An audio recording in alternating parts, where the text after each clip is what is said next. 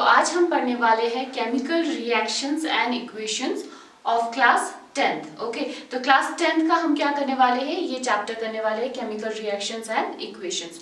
इस चैप्टर में सबसे पहले है केमिकल रिएक्शंस। केमिकल रिएक्शंस होता क्या है? केमिकल रिएक्शंस कुछ ऐसे प्रोसेसेस होते हैं जिसमें एक या एक से ज्यादा कुछ स्पीशीज या कुछ एलिमेंट्स या फिर कंपाउंड्स रिएक्ट करते हैं, ठीक है, रिएक्ट करते हैं और आपके कुछ नए सब्सटेंसेस बनते हैं, ठीक है, एक या एक से ज्यादा सब्सटेंसेस, नए सब्सटेंसेस बनते हैं। तो जो नए सब्सटेंसेस बनते हैं उनको हम कहते हैं प्रोडक्ट, और जो पहले वाला जो रिएक्ट करते हैं जो सब्सटेंसेस, ठीक है, जिस सब्सटेंसेस से नए सब्सटेंसेस बनते हैं उस सब्सटेंसेस को हम कहते हैं रिएक्टेंट, ठीक है। तो रिएक्टेंट से प्रोडक्ट बनने की प्रोसेस को हम कहते हैं केमिकल रिएक्शंस, राइट। जो नया प्रोडक्ट बना है आपको, ठीक है, जो नया प्रोडक्ट बना है उसकी जो प्रॉपर्टीज है वो कंप्लीटली न्यू प्रॉपर्टीज रहती है as compare to the reactant. Reactant जैसा वो नहीं होता है, ठीक है, रिएक्टेंट जैसा होता है उस जैसा आपका प्रोडक्ट नहीं होता, आपका प्रोडक्ट टोटली डिफरेंट होता है।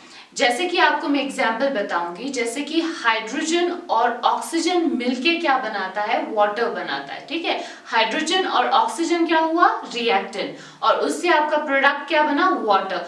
देखो हाइड्रोजन क्या करता है, वो जलता है, ठीक है, अगर आप उसको बर्न करोगे तो वो जल जाता है। ऑक्सीजन जलने में हेल्प करता है और वाटर क्या करता है, आपको पता ही है, आग बुझाने में मदद करती है, राइट, आग बुझाता है वो वाटर। तो आप सोच सकते हो हाइड्रोजन और ऑक्सीजन की प्रॉपर्टी उसमें नहीं है, टोटली एक डिफरेंट प्रॉपर्टीज का, एक टोटली न्यू प्रॉपर्टीज का आपका कंपाउंड बना है, ठीक है।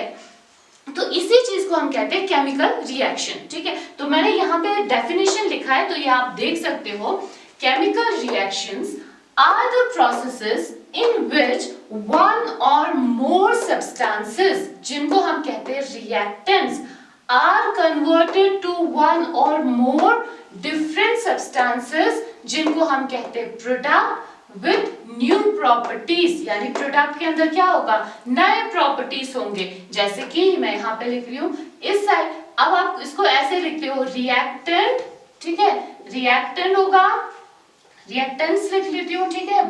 यहाँ पे है आपके प्रोडक्ट्स बनते हैं, ठीक है, प्रोडक्ट या फिर प्रोडक्ट्स बन सकते हैं, ठीक है, इस तरीके से रिएक्टेंट या रिएक्टेंट्स, प्रोडक्ट, प्रोडक्ट्स बन सकते हैं, ठीक है। रिएक्टेंट से आपका क्या बन रहा है, प्रोडक्ट बन रहा है। So this is your chemical reaction. अब केमिकल रिएक्शन के बारे में अगर हम और थोड़ा पढ़ेंगे तो इसमें क्या होता है, जो रिएक्टेंट के, जैसे कि अच्छा मैंने एग्जांपल आपको बताया था हाइड्रोजन का, ठीक है, हाइड्रोजन जो है वो रिएक्ट करता है ऑक्सीजन के साथ और हमें देता है वो वाटर, ठीक है। तो अब इन दोनों को हम क्या कहेंगे, this two are reactants and this is product, ठीक है। तो ये आपका क्या हुआ, product, water is the product. तो water has a completely different properties than the reactant, that is hydrogen and oxygen, ठीक है। तो इस चीज को हम क्या कहेंगे, केमिकल रिएक्शंस कहेंगे, ठीक है। अब ये जो केमिकल रिएक्शंस होते हैं इसमें जो रिएक्टेंट के अंदर जो बॉन्ड्स होते हैं, ठीक है, पहले जो बॉन्ड्स होंगे वो टूट जाते हैं और नए बॉन्ड्स बनते हैं, ठीक है। तो this is also one of the definition of the chemical reactions. हाँ, केमिकल रिएक्शंस के अंदर क्या होता है कि इनके अंदर जो बॉन्ड्स होंगे, हाइड्रोजन के जो बॉन्ड्स, ऑक्सीजन के बॉन्ड्स, जो ओल्ड बॉन्ड्स है वो ब्रेक होता है, टूट जाता है और नए बॉन्ड्स बनते हैं। वाटर के अंदर अब नए बॉन्ड्स बने हैं, ठीक है। ये एक पॉइंट हो गया। दूसरा पॉइंट मैं यहाँ पे पॉइंट लिख लेती हूँ। First point is old bonds breaks and हम क्या कहेंगे, new bonds are formed, new bonds are formed, ठीक है। तो नए बॉन्ड्स बनेंगे, ठीक है, एक चीज ये होगा। दूसरा चीज इसमें क्या होगा, एलिमेंट्स जो यहाँ पे है वही चीज इसमें भी हमें मिलेंगे, एलिमेंट्स चेंज नहीं होगा। जैसे कि अब मैं यहाँ पे फिर से अगर मैं यहाँ पे बता दूं आपका हाइड्रोजन और वाटर को मैं इसके सिंबल के फॉर्म में लिखूंगी, ठीक है, इसी चीज को, ठीक है, ये तो मैंने नाम लिखा है, अब इसी को मैं सिंबल के फॉर्म में लिखूंगी तो होता है H2 plus O2, hydrogen and oxygen gives us H2O। इसको बैलेंस करेंगे तो ये ट्वाइस हो जाएगा, यहाँ पे 2 आएगा, ठीक है, बैलेंस किया है मैंने। तो बैलेंसिंग वगैरह भी हम सीखेंगे, ठीक है। बैलेंसिंग, इस चीज को हम केमिकल रिएक्शंस केमिकल इक्वेशन कहते हैं जब हम ऐसे लिखते हैं, तो इस चीज के बारे में भी हम बाद में पढ़ेंगे। अभी हम सिर्फ केमिकल रिएक्शंस को डिस्कस कर रहे हैं, ठीक है। तो इस फॉर्म में जब हम लिखते हैं इसको केमिकल इक्वेशन कहते हैं, इनको सिंबल्स कहते हैं, ठीक है। तो ये हम बाद में पढ़ेंगे, लेकिन अभी मैंने थोड़ा आपको केमिकल रिएक्शंस को समझाने के लिए यहाँ पे लिखा है। अब इसमें क्या होगा, देखो 2 हाइड्रोजन है, इसमें देखो इसमें 4 हाइड्रोजन है, 2 2 जा 4 हाइड्रोजन है, 2 2 जा 4, इसमें भी 4 हाइड्रोजन है, ट्वाइस ऑफ O है, ठीक है, यानी 2 ऑक्सीजन है, यहाँ पे भी O2 है, 2 ऑक्सीजन है, मतलब यहाँ पे हाइड्रोजन 4 था, यहाँ पे भी हाइड्रोजन 4, यहाँ पे 2 ऑक्सीजन, यहाँ पे भी ट्वाइस ऑफ O है तो 2 ऑक्सीजन हो गए, ठीक है। तो एलिमेंट्स वही रहेंगे, नए एलिमेंट्स ना इसमें बन रहे हैं और एलिमेंट्स जो है खत्म भी नहीं हो रहे। ऐसा तो नहीं हो रहा है कि यहाँ पे हाइड्रोजन था या यहाँ पे क्लोरीन बन गया, ऐसा नहीं होता, एलिमेंट्स वही रहते हैं, ठीक है। एलिमेंट्स में चेंजेस नहीं होते, सिर्फ कुछ रीअरेंजमेंट हो रही है बॉन्ड्स की, ठीक है। देखो अब हाइड्रोजन और ऑक्सीजन कंबाइन हो गए, पुराने बॉन्ड्स टूट गए, नए बॉन्ड्स बन गए, हाइड्रोजन और ऑक्सीजन के बीच में बॉन्ड बन गया। यहाँ पे क्या था, H2 यानी 2 हाइड्रोजन जुड़े हुए थे, O2 2 ऑक्सीजन जुड़े हुए थे, ठीक है। बॉन्ड्स में अगर दिखाऊंगी H2, ठीक है, ये H2 है ना, H2 2 हाइड्रोजन के बीच में एक बॉन्ड है, यहाँ पे मैं 2 ऑक्सीजन लिख रही हूँ, इन दोनों के बीच में क्या है, एक बॉन्ड है, ठीक है। बॉन्ड क्या होता है कि वो एक दूसरे के साथ अटैच होते, बॉन्डेड होते। तो O2 ये आपका क्या दिखाया है, मैंने बॉन्ड दिखाया है, दिस इज योर बॉन्ड, ठीक है।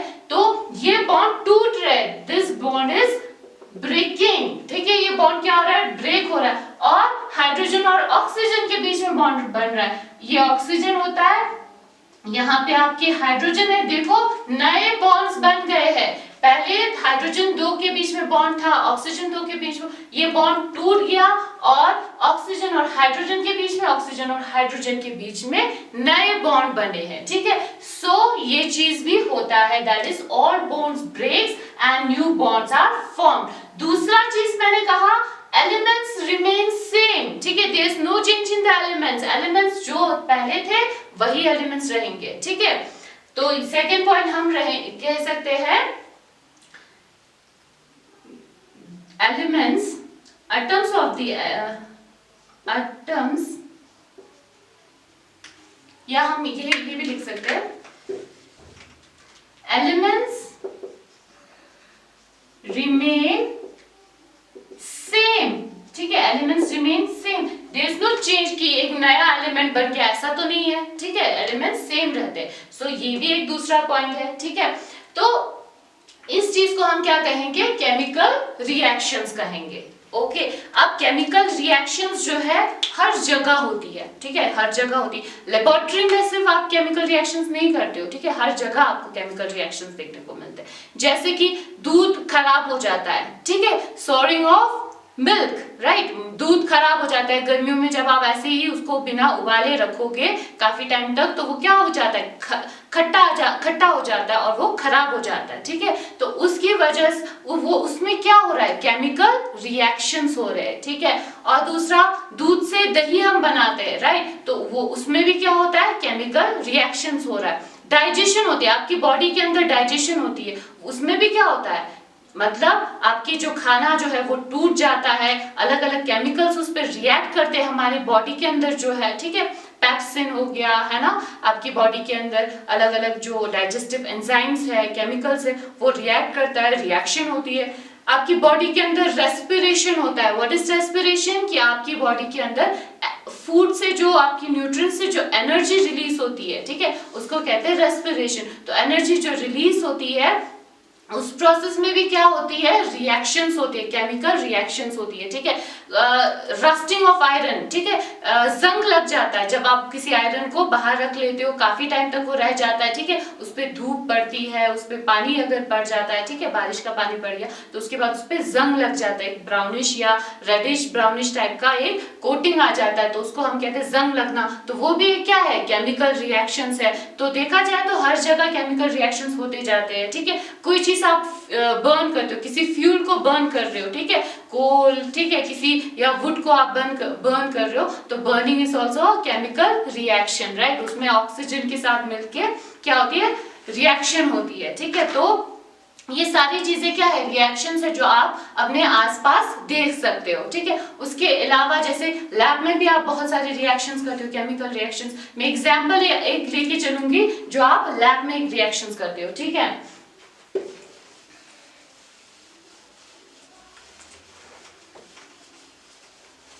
ओके, लैब में हम मैग्नीशियम का करेंगे, ठीक है, मैग्नीशियम को हम जलाएंगे यानी बर्न करेंगे, यानी क्या कर रहे हैं, रिएक्शन कर रहे हैं। अभी मैंने कहा burning is a chemical reaction, ठीक है। तो जैसे कि देखो आपके लैब में क्या होता है, मैग्नीशियम एक रिबन होता है, ठीक है, मैग्नीशियम एक वायर होता है, ठीक है, मैग्नीशियम का बना होता है, वो एक वायर जैसा होता है या रिबन हम बोलते हैं, मैग्नीशियम रिबन बोलते हैं उसको हम सिंपली क्या करेंगे, बर्नर के ऊपर उसको जलाएंगे, ठीक है, उसको जलाएंगे। तो उससे हमें क्या मिलेगा, जैसे ही वो जल जाएगा हमें पाउडरी एक सब्सटेंस मिलेंगे, ठीक है, वो जलता जाएगा और हमें पाउडर जैसा एक चीज मिलेगा।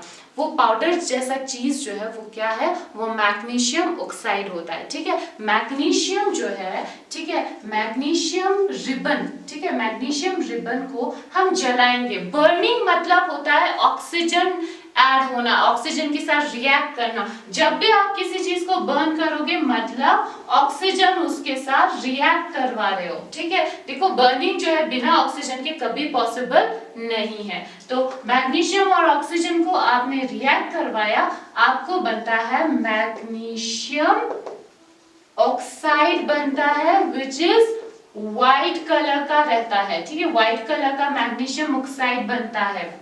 ये आप लैब में कर सकते, ये एक रिबन के फॉर्म में होता है, ठीक है, या हम बोल सकते हैं वायर के फॉर्म में होता है, ठीक है, वायर जैसा आपके लैब में होता है, ठीक है। आप उसको बर्नर के सामने रखोगे, ठीक है, बर्नर क्या होता है आपको पता है, अगर आपने लैब में देखा होगा, बर्नर होता है जहां से आप फ्लेम मतलब फ्लेम का जो सोर्स है, ठीक है, उस पे आप जलाओगे उसके रिबन को, और वहां जो जैसे ही रिबन जल जाएगा आपको व्हाइट पाउडरी चीज मिल जाएगा, तो वो क्या है, आपका मैग्नीशियम ऑक्साइड होता है, ठीक है। तो this is also an example of a chemical reaction, magnesium.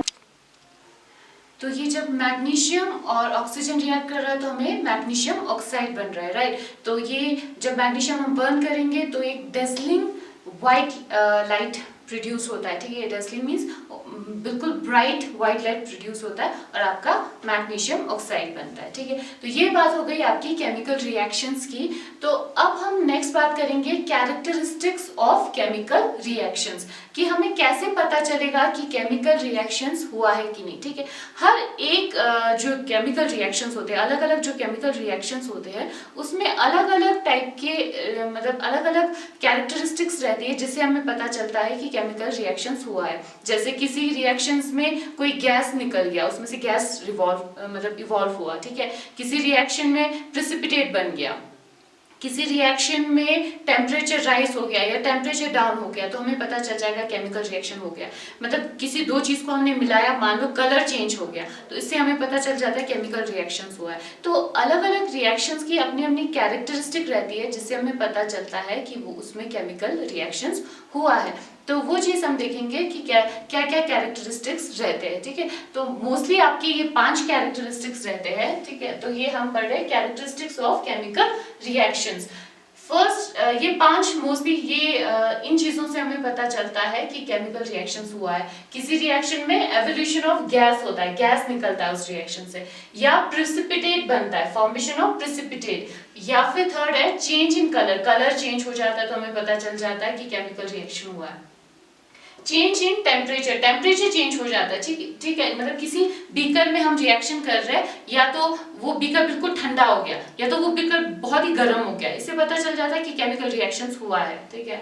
ये फिर है change in state, state change होता है, मतलब पहले सॉलिड था फिर गैस हो गया, मान लो गैस बन गया, ठीक है, उसमें से, या फिर लिक्विड बन गया, तो इस तरीके से स्टेट, या लिक्विड था फिर बाद में सॉलिड बन गया, तो इस तरीके से हमें पता चलता है।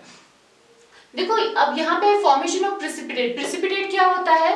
प्रेसिपिटेट मतलब किसी मान लो कोई लिक्विड है, उसके नीचे हमने उसके नीचे कोई कड़ी जैसा बन जाता है। कड़ी क्या होता है? दही जैसा, है ना, कड़ी चीज कोई बन जाता है, उस चीज को हम प्रेसिपिटेट कहते हैं।